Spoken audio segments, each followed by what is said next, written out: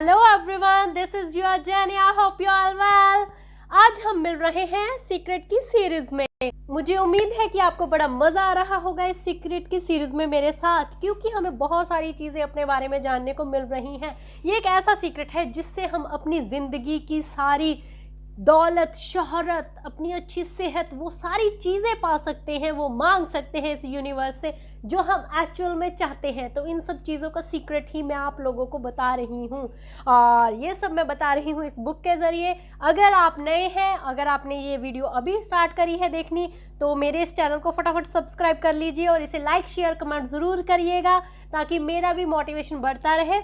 और ये first video नहीं है, मैं आपको पहले ही बता देती हूँ, क्योंकि हम लोग सीक्रेट की सीरीज़ बहुत देर से स्टार्ट कर चुके हैं। अब हम लोग काफ़ी आगे पहुँच चुके हैं। अगर आपको जानना है कि ये पहले सीक्रेट आखिर है क्या और आखिर सीक्रेट के राज कौन कौन से हैं, तो आपको मेरी पुरानी वीडियोस चेक करनी होंगी।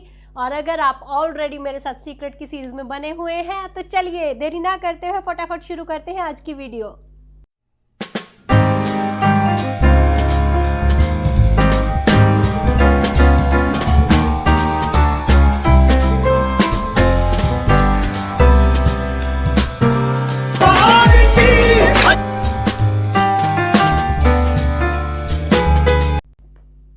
हमने यहाँ पर छोड़ा था वो था समृद्धि पर ध्यान केंद्रित करें। ये बहुत बड़ी बात है। हम लोग हमेशा नकारात्मक चीज़ों पे, नेगेटिविटी पे हमारा ध्यान ज़्यादा रहता है कि हाँ ये यार मुझे ये चीज़ नहीं चाहिए, मुझे अपनी लाइफ में ये नहीं करना है। हम लोग वो सोचते ही रहते हैं, और एक्चुअल में जैसे कि मैंने बोला है, हमारे माइंड को कुछ भी समझ में नहीं आता है, यूनिवर्स को कुछ समझ में नहीं आता है। वो वही चीज़ें हमें लौटा देता है कि उसे शायद यही चाहिए, उसे नहीं का मतलब समझ में नहीं आता है। तो आज के बाद आपको जो नहीं वाली चीज़ें हैं उन्हें अवॉइड कर दीजिए। डॉक्टर जेविटाल बहुत अच्छी मिसाल देते हैं इस चीज़ की। देखते हैं वो क्या कहते हैं। मैं कल्पना कर सकता हूँ कि बहुत सारे लोग क्या सोच रहे होंगे, मैं अपने जीवन में ज़्यादा पैसे को कैसे आकर्षित कर सकता हूँ, मैं ज़्यादा नोट कैसे हासिल कर सकता हूँ, मैं ज़्यादा दौलत और समृद्धि पा सकता हूँ। हालांकि अपनी नौकरी और काम को बहुत पसंद करता हूँ, लेकिन मैं अपने क्रेडिट कार्ड के कर्जे से कैसे छुटकारा पा सकता हूँ, ये सबसे बड़ा सवाल है। और इस एहसास से कि मेरी आमदनी सीमित है, क्योंकि यह तनख्वाह के रूप में ही मेरे पास आ सकती है, मैं और ज़्यादा कैसे कमा सकता हूँ, इसका इरादा रखें। सबसे बड़ी चीज़ है, उन्होंने सारे आपका सोल्यूशन देके लास्ट में एक वर्डिंग रख दी है कि इसका इरादा रखें कि आप अपनी ज़िंदगी में क्या चाहते हैं। हम इस पुस्तक में इस बारे में बहुत सारी बातें कर चुके हैं। आपका काम ये घोषणा करना है कि आप यूनिवर्स के कैटलॉग से क्या पाना चाहते हैं। जैसे कि ओल्ड वीडियोस में बता चुके हैं कि वो हमारे सामने वही चीज़ें लेकर आएगा जो हम उसे ऑर्डर करेंगे। अगर पैसा उन चीज़ों में से एक है, तो ये बताएं कि आप कितना पैसा पाना चाहेंगे, एग्जैक्ट अमाउंट। मैं अगले 30 दिनों में $25,000 या कोई और धनराशि पाना चाहूँगा। बस ये आपके लिए विश्वसनीय होना चाहिए, मतलब आप उस चीज़ पे ट्रस्ट कर सकें कि आपको इतने पैसे चाहिए, और यूनिवर्स कहीं से भी मैनेज करके आपको वो चीज़ ला के देगा। आपको उस पर इतना डीपली ट्रस्ट होना चाहिए ना कि बस फिर सुबह शाम आप उस चीज़ में खोए हुए हो। अगर आपने अतीत में अपने मस्तिष्क में ये विचार रखा है कि पैसे सिर्फ तनख्वाह के रूप में ही आपके पास आ सकते हैं, तो इस विचार को फौरन बाहर निकाल दें। क्या आप ये नहीं समझ पा रहे हैं कि अगर आप इस तरह से सोचते रहेंगे तो आपकी ज़िंदगी में यही विचार साकार हो जाएगा। इस तरीके से विचार से आपका भला नहीं होगा, ये सच है। क्योंकि अगर आप यही सोचते रहेंगे कि मेरे पास सिर्फ एक ही आमदनी है और वो मेरी सैलरी है, वो मेरी सैलरी है, वो मेरी सैलरी है, तो सैलरी के अलावा आपको यूनिवर्स जो देना चाहता है वो आपको नहीं दे पाएगा। क्योंकि जब यूनिवर्स ने कुछ देना होता है तो सिर्फ तनख्वाह काम नहीं आती, क्योंकि वो तो पर्टिकुलर सैलरी है। अचानक चक आपकी सैलरी जो है वो डबल या ट्रिपल नहीं होने वाली है, तो ये एक ख्वाब है, ठीक है ना। बट आपको जो चीज़ चाहिए, जो पैसा चाहिए, वो किसी और दिशा से आ सकता है, वो कहीं से भी आ सकता है, किसी गिफ्ट के रूप में आ सकता है, या किसी पेरेंट्स के रूप में आ सकता है, या आप कोई नया काम कर सकते हैं, कुछ भी हो सकता है XYZ। इसलिए अपनी सोच को जल्दी से जल्दी बदल दें। अब आप ये समझ चुके हैं कि आपके लिए प्रचुरता मौजूद है। ये पता लगाना आपका काम नहीं है कि पैसे आपके पास कैसे आएंगे। आपका काम तो बस इतना है कि आप मांगें, ये यकीन रखें कि आप उसे पा रहे हैं। वाओ। आगे कहते हैं कि और इस समय की खुशी को महसूस करें, जैसे कि मैं कर रही हूँ। मैं हर एक चीज़ पे बिलीव करती हूँ इसकी। हाँ, आगे चलते हैं। बॉब कहते हैं कि ज़्यादातर लोगों का लक्ष्य कर्जे से बाहर निकलना होता है, लेकिन इससे वह हमेशा कर्जे में फंसे रहेंगे। आप जो भी सोचते हैं उसे अपनी ओर आकर्षित करते हैं। हो सकता है कि आप कहें, लेकिन मैं तो कर्जे से बाहर निकलना चाहता हूँ। इससे कोई फ़र्क नहीं पड़ता कि आप कर्जे से बाहर निकलना चाहते हैं या अंदर आना चाहते हैं, लेकिन आप कर्जे के बारे में सोच रहे हैं। और जब आप कर्जे के बारे में सोच रहे हैं तो कर्जा आपके पास आकर्षित हो रहा है। सिंपल सी बात है, आप जो सोच रहे हैं आपके पास वो चीज़ आकर्षित हो रही है।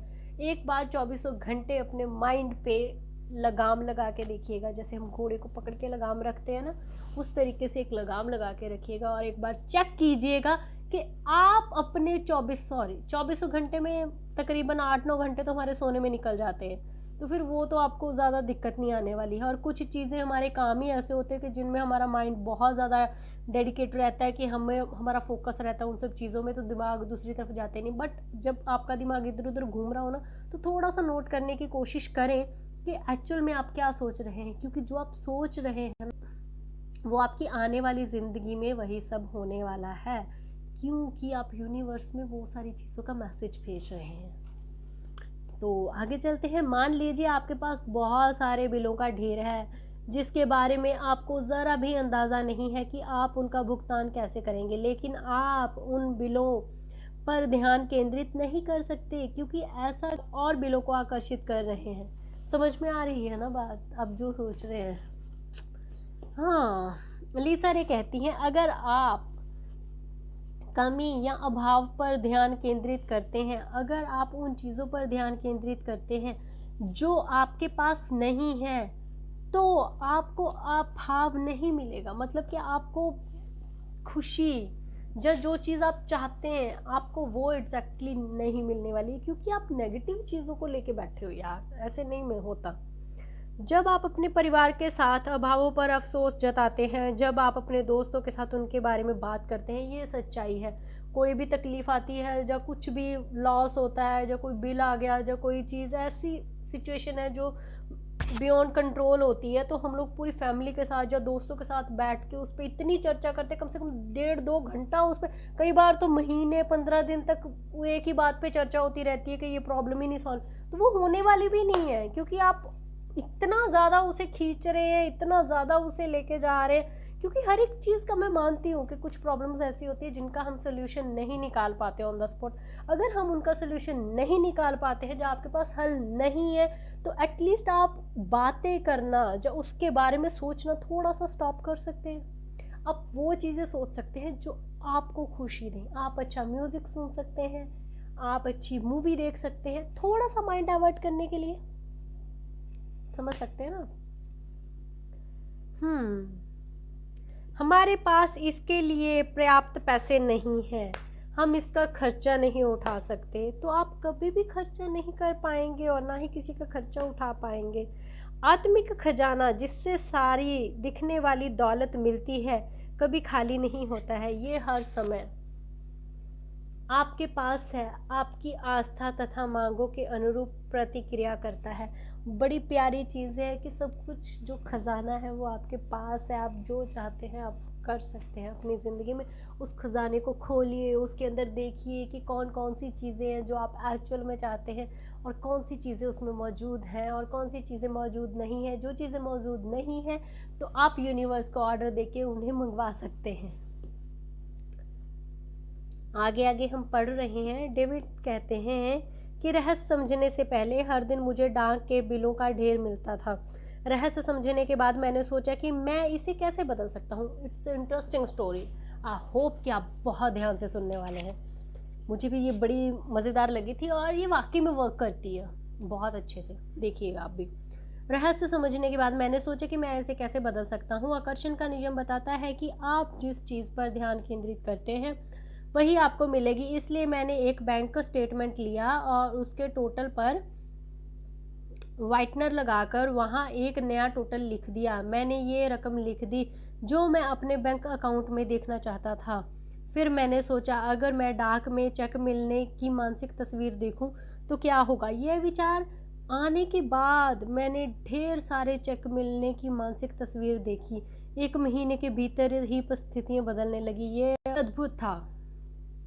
आजकल मुझे डाक में बस चेक ही मिलते हैं। जाहिर है कुछ बिल भी आते हैं, लेकिन बिल कम आते हैं, चेक ज़्यादा मिलते हैं। कितनी प्यारी चीज़ है कि एक इंसान को जिसको सिर्फ बिल ही बिल आते थे, बिजली का आ गया, किसका खर्चा आ गया, उसका खर्चा आ गया, उसका खर्चा आ गया, तो मतलब कि कितना हम लोग सोचते रहते हैं कि हमारी जो सेविंग है वो इसमें चली जाएगी, वो इसमें चली जाएगी, वो इसमें चली जाएगी, और अचानक से हम लोग सोचना शुरू कर दें कि बिल की बजाय चेक आ जाए। तो वाकई में हम लोग भी सोच सकते हैं कि गूगल पे के थ्रू, क्योंकि आजकल हमारे गूगल पे हो गया, अमेज़ॉन हो गया, मतलब बहुत सारी चीज़ें जो ऐप चल रहे हैं जिसके थ्रू हम लोग पैसे ट्रांसफ़र कर रहे हैं, तो हम लोग भी सोच सकते हैं कि हमें यहाँ से पैसे आ रहे हैं, हमें यहाँ से पैसे आ रहे हैं, हमें कोई पैसे सेंड कर रहा है, हमें कोई पैसे सेंड कर रहा है। मतलब बहुत कुछ हो रहा है हमारी लाइफ में ऐसा। अच्छा, चेक्स आ रहे हैं, ऑफकोर्स हम लोग सोच सकते हैं, ट्रांजैक्शन हो रही हैं।